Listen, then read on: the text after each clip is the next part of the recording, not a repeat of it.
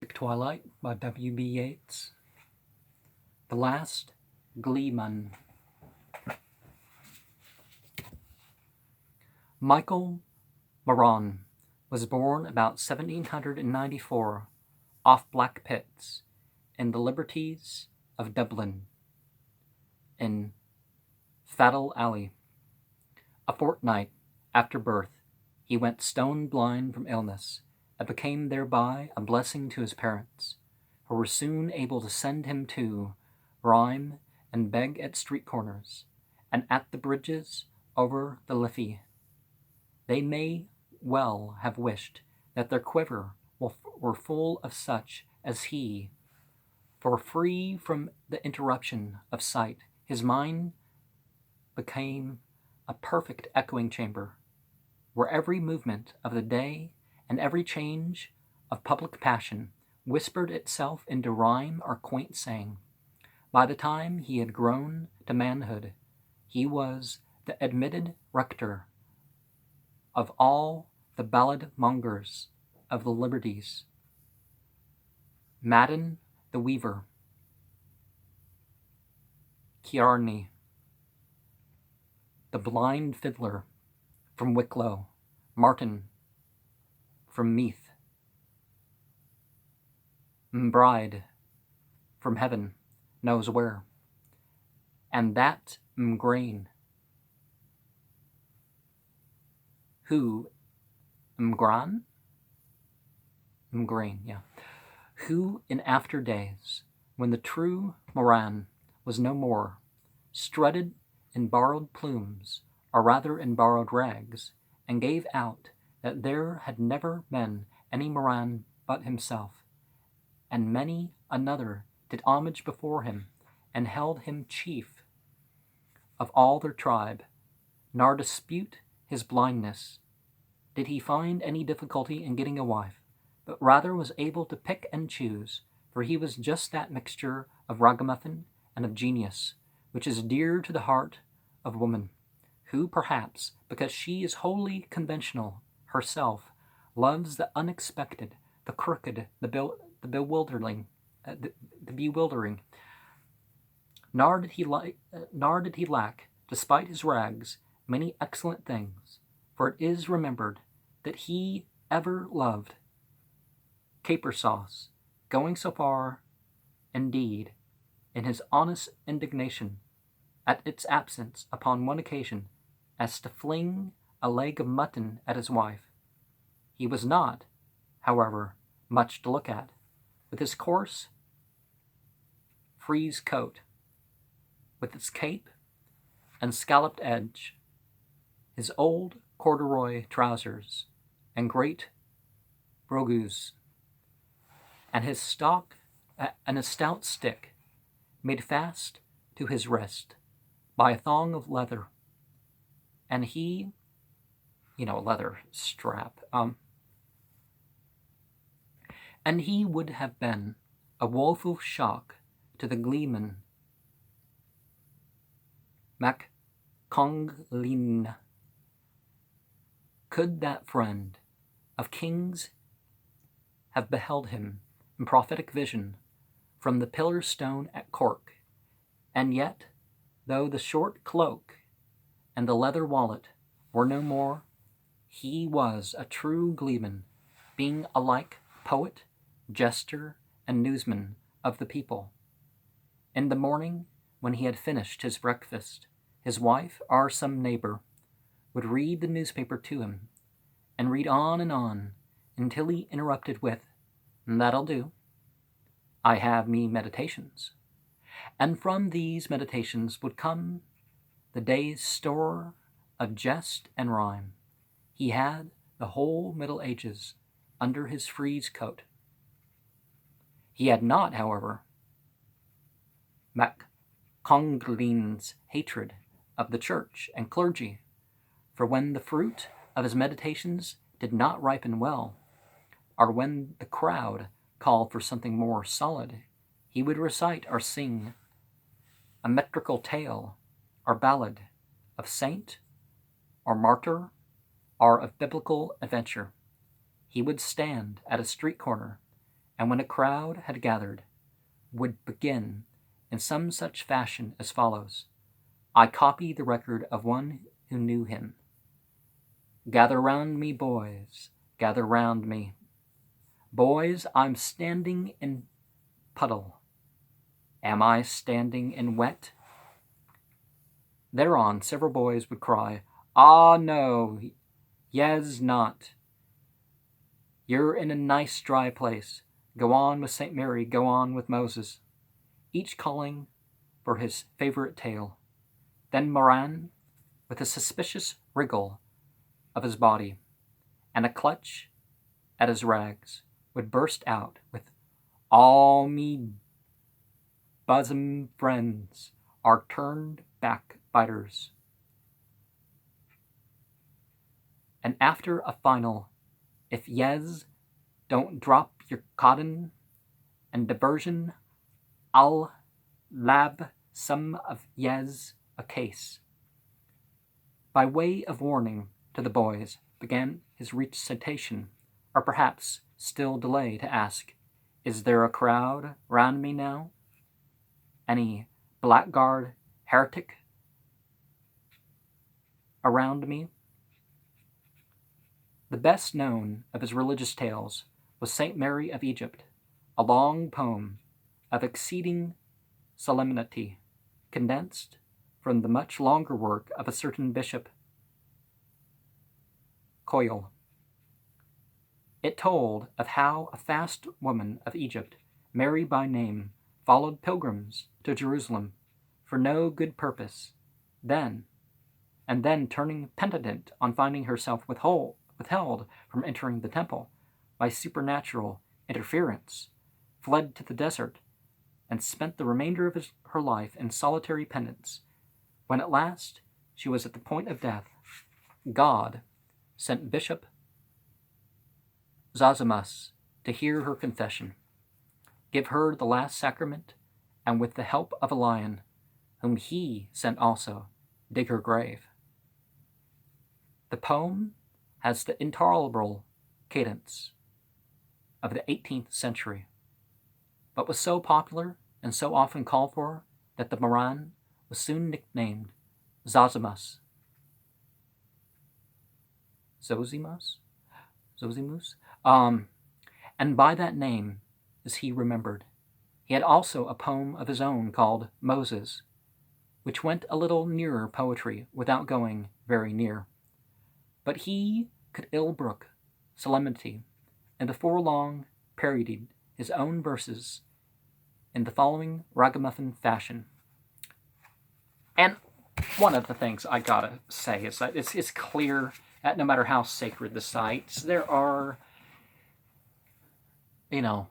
animals are a lot more likely to be stopped than human beings, no matter how malicious their intent the human beings are. In Egypt's land, contagious to the Nile, King Pharaoh's daughter went to bathe in style.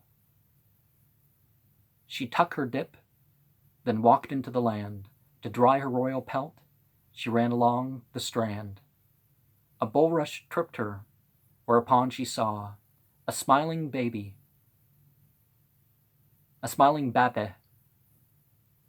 in a wad of straw. She took it up and said with accents mild, Terror and agers, girls, which Av Yez owns the child. His humorous rhymes were, however, more often quips and cranks at the expense of his contemporaries. It was his delight, for instance, to remind a certain shoemaker, noted alike for display of wealth and for personal uncleanliness, of his inconsiderable origin in a song, of which but the first stanza has came down to us. At the dirty end of Dirty Lane lived a dirty cobbler, Nick MacLean. His wife was in the old king's reign, a stout brave orange woman. On Essex Bridge she strained her throat, and 6 a penny was her note. But Dicky wore a brown new coat he got among yeomen. He was a bigot, like his clan, and in the streets he widely sang, O roly-toly, Tully raid with his old jade.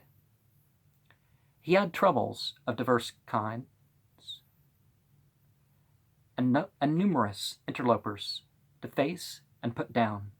Once an officious peeler arrested him as a vagabond, but he was triumphantly routed amid the laughter of the court. When Moran reminded his worship of the precedent set by Homer, who was also, he declared, a poet and a blind man and a beggarman, he had to face a more serious difficulty as his fame grew. Various imitators started up upon all sides. A certain actor, for instance, made as many genius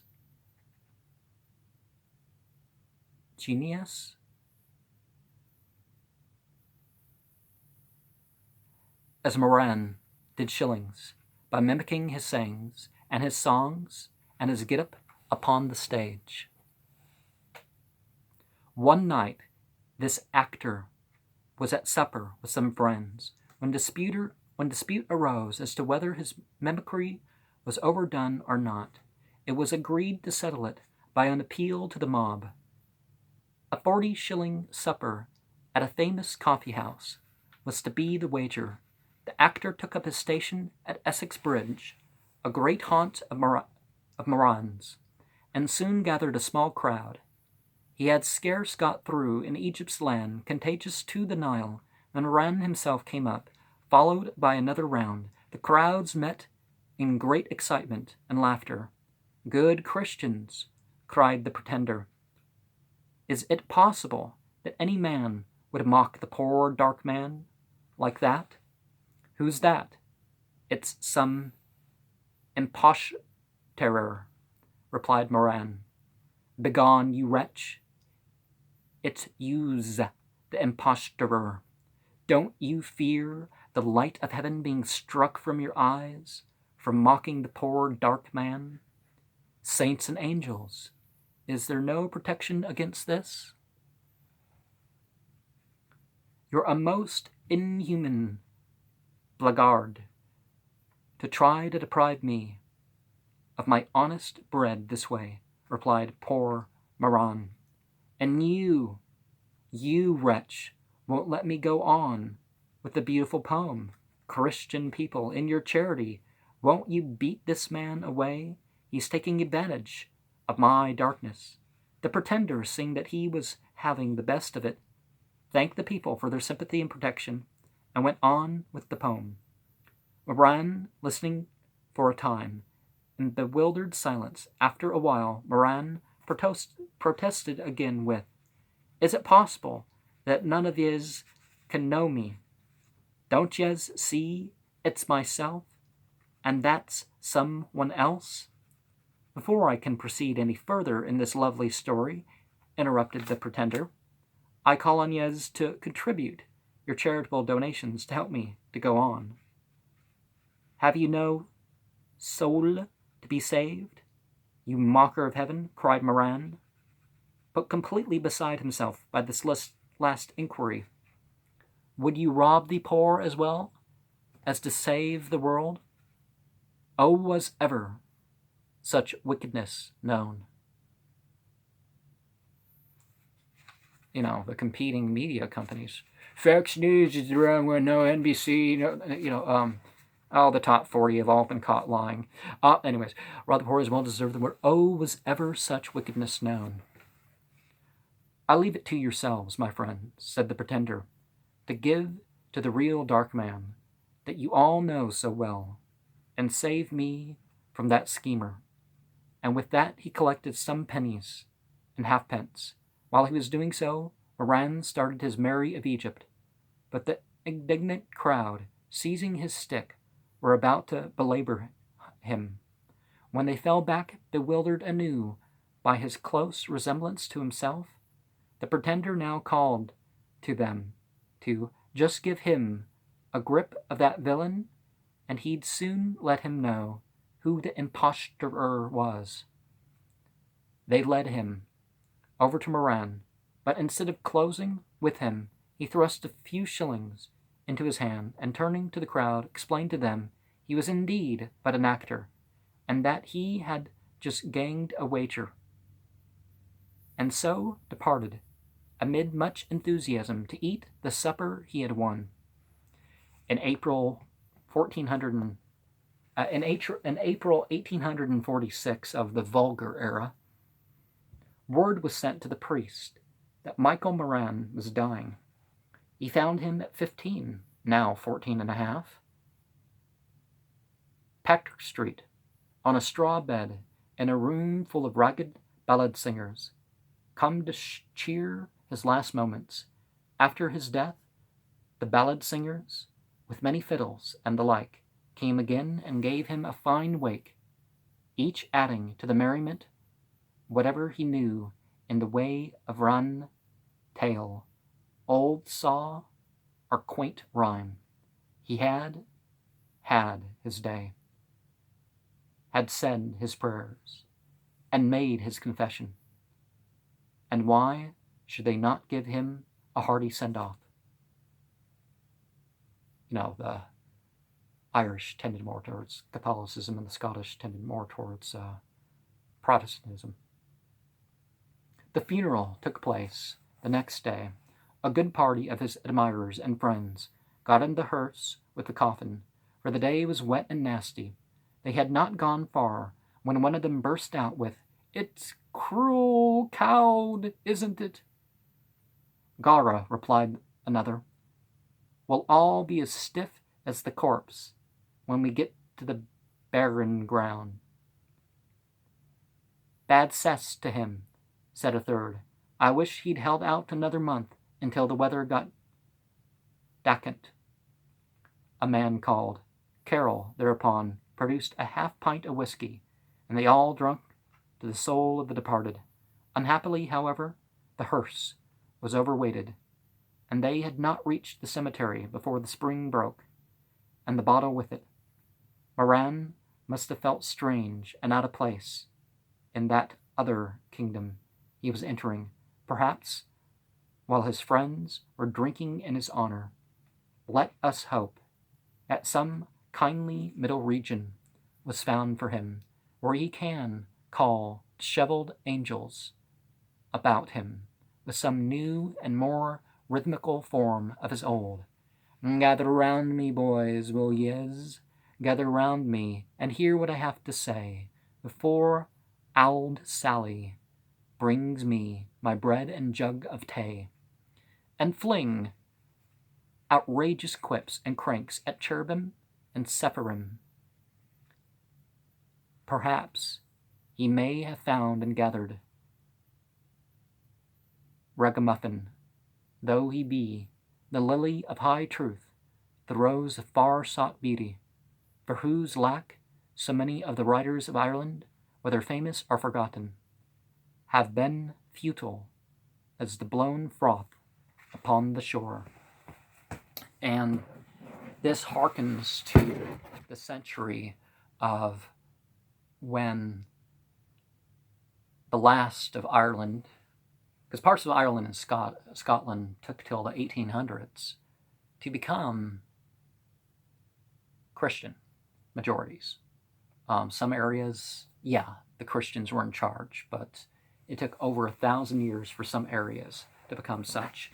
And obviously what was left is like, well, the Christians allow us to drink, and, well, we'll be Christian, we'll go to church, and we'll have a righteous Sunday, and then get drunk after midnight.